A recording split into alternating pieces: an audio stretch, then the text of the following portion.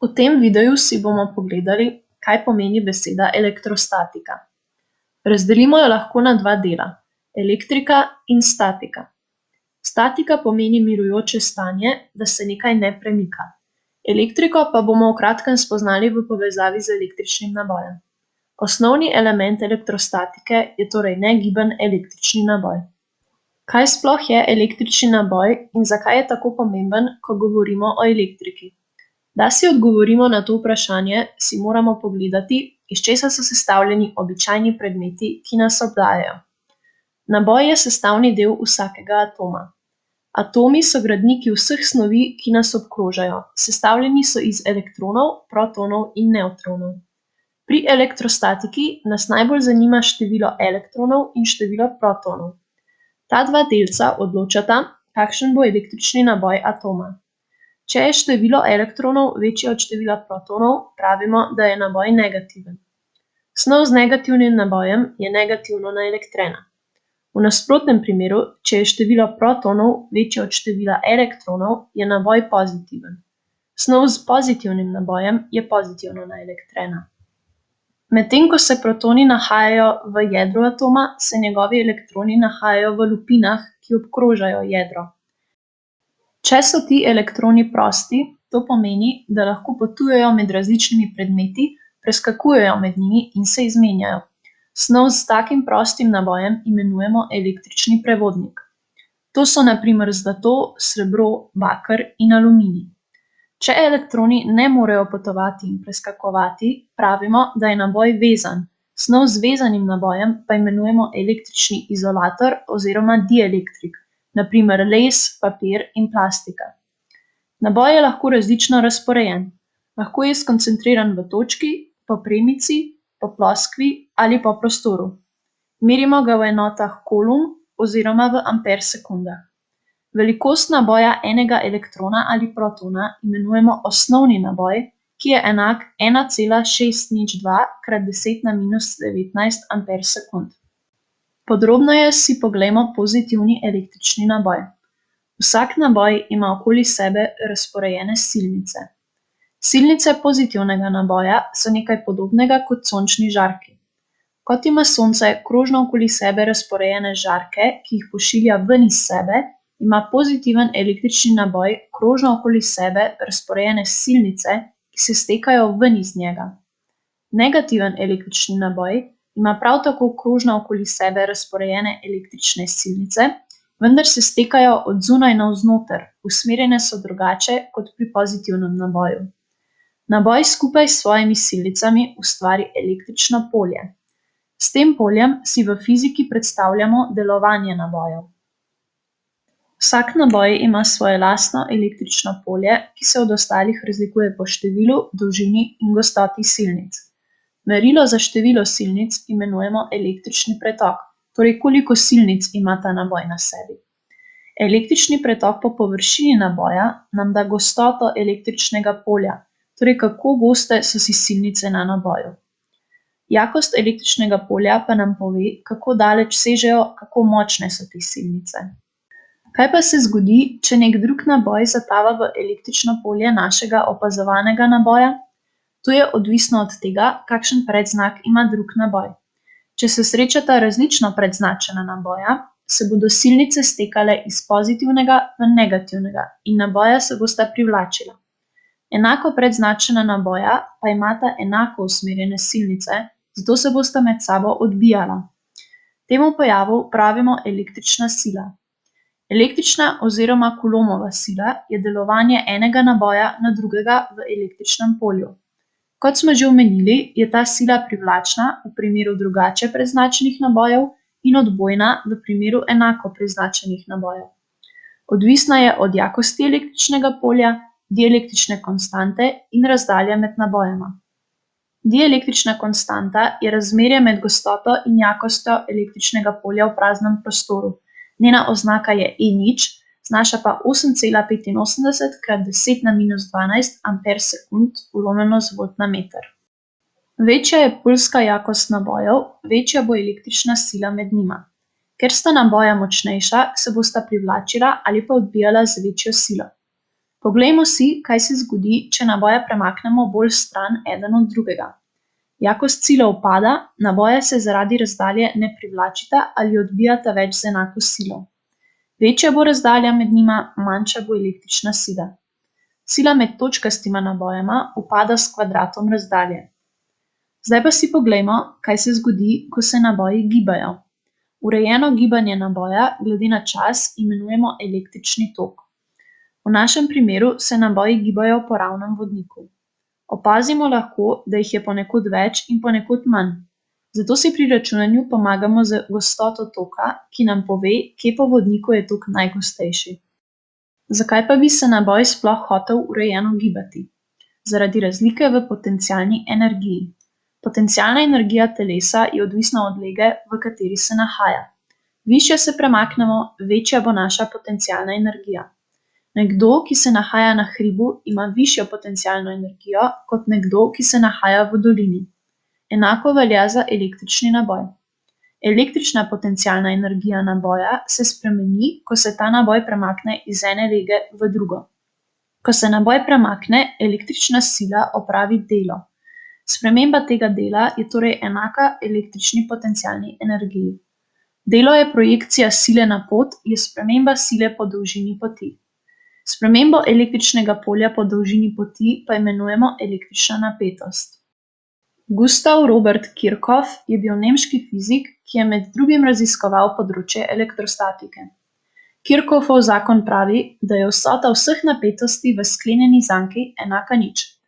Zakaj pa? Pomislimo. Če naboj prepotuje krožno pot, torej da se premakne iz prve v drugo lego, nato pa se vrne nazaj v prvo lego, je sprememba dela enaka nič, zato je tudi njegova električna potencialna energija in sprememba električnega polja enaka nič.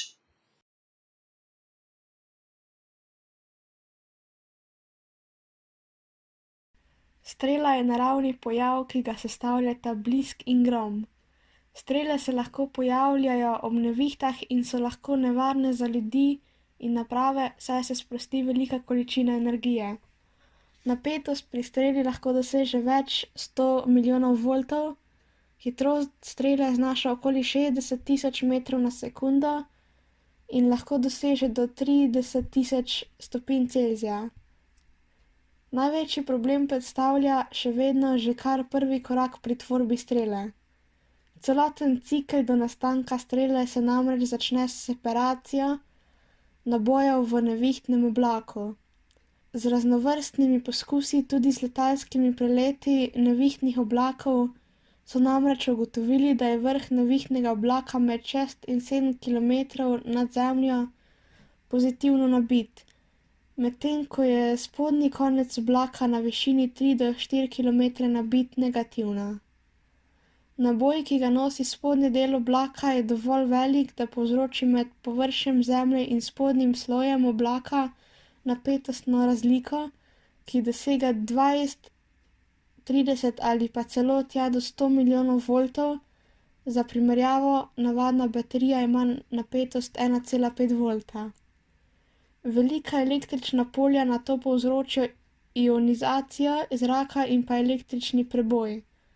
Ob preboju stečejo negativni naboji z dna oblaka do površine zemlje v obliki strelinega obliska. Poskus s strelami prve strelovode je izdelal Benjamin Franklin. Brezžične prenose električne energije visokih napetosti je preučeval tudi Nikola Tesla.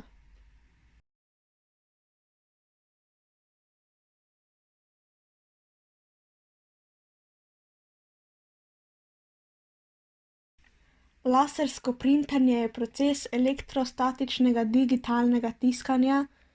Ideja za izdelavo laserskega tiskalnika oziroma princip delovanja je v bistvu obratno delovanje optičnega čitalca ali skenerja. Optični čitalec zazna barvne oziroma nebele dele papirja in jih prenese v digitalno obliko. Pri laserskem tisku je postopek podoben, le da namesto v digitalno obliko same nebele dele tiskalnik natisne na papir. Tonerji, ki so sestavni del laserskega tiskalnika, vsebujejo prah, ki se nanaša na papir. Deluje na principu statične elektrike. Ena izmed glavnih sestavnih delov tiskalnika je tiskalni boben, prekrit s snovjo, občutljivo na svetlobo. Pod vplivom laserja od tod ime laserski tiskalnik se električni naboj iz pozitivnega spremeni na negativnega, kar v praksi pomeni, da se bo nanj oprijela barva oziroma prah. Nato svojo nalogo opravijo tonerji. Ko tiskalnik dobi podatke o tiskanju iz računalnika ali kakršnekoli naprave, pravilno spremeni naboj na bobnu, nato pa se izvrši posipanje bobna s prahom, ki se oprime samo področje z negativnim nabojem. Nato podajalnik papirja poda list, na katerega se preko bobna nanese prah, nato pa neposredno potuje v ogrevalno enoto, katero tako rekoč zapeče prah na papir. Ogrevalna enota deluje pod visokimi temperaturami, približno 200 stopinj Celzija, zato je papir vedno, ko pride natisnjen iz laserskega tiskalnika, v začetku ogret.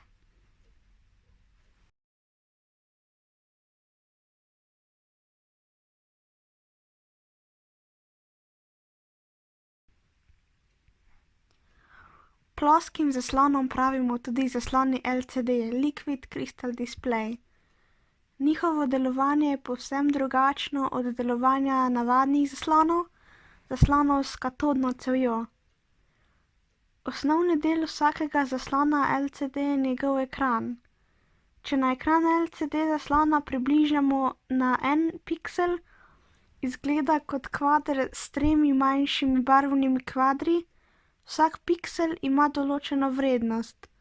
Najvišja vrednost, ki jo vsaka barva lahko ima, je 255, najnižja pa 0. Če na primer spremenimo zeleno vrednost na 0, bo barva postala črna. Če pa spremenimo vrednost na malo nižjo od 255, na primer 100, pa se barva samo potemni. Z regulacijo teh 3 barv lahko ustvarimo katerokoli barvo želimo. Če ugasnemo modro barvo, ostaneta le še rdeča in zelena in dobimo rumeno. To je stranski pogled z zelenim delom piksla, čisto na levi je osvetlitev ozadja, ki ni le za tem zelenim delom piksla, ampak za celim ekranom.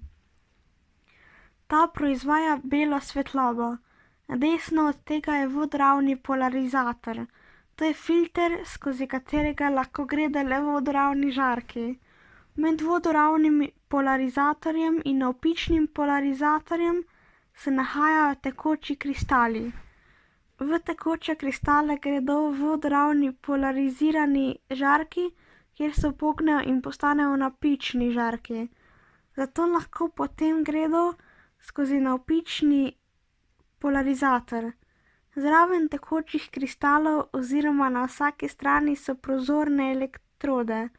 Ko te elektrode napolnimo, ustvarijo elektromagnetno polje, ki poravna tekoče kristale, tako da bodo nehali upogibati vodoravne žarke in jih spreminjati na navpične. Takoj ko med elektrodama na obeh ploščah steče tok, se molekule zravnajo, polarizacijska filtra pa svetlobe ne pustita skozi. To naredimo zato, da do barvnega filtra, v tem primeru zelenega, ne pride nič svetlobe in njegova vrednost postane 0.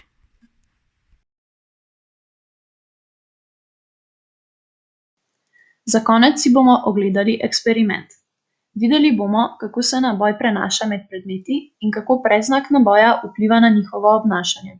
Potrebovali bomo volneno kapo, plastično vodovodno cev in plastično vrečko. To plastično vrečko razrežemo v obroč. Najprej podrgnemo volneno kapo ob cev, zato da prenesemo proste elektrone iz volne na plastiko. Zatem z volneno kapo podrgnemo tudi plastično vrečko. V rokah držimo vodoravno postavljeno cev in nad njo spustimo plastično vrečko. Kaj se zgodi? Plastična vrečka nad cevjo lebdi, zato ker imata obe enako predzračen naboj. Med njima deluje odbojna električna sila. Ko smo z volno podrgnili cev in vrečko, sta se cev in vrečka negativno naelektrili, ker so se iz volne nanju prenesli elektroni.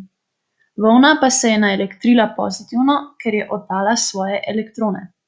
Cev in vrečka se zato odbijata, volna in vrečka pa se privlačita. Doma še sam poskusi izvesti podoben poskus in poglej, kaj se zgodi, ko z volno podrgneš napihnjen balon in nad njim postaviš vrečko. Kaj pa se zgodi, ko balon podrgneš ob svoje lase? To osnovno delovanje naboja lahko sebi v prid izkoristimo za delovanje številnih elektronskih naprav v našem vsakdanjem življenju.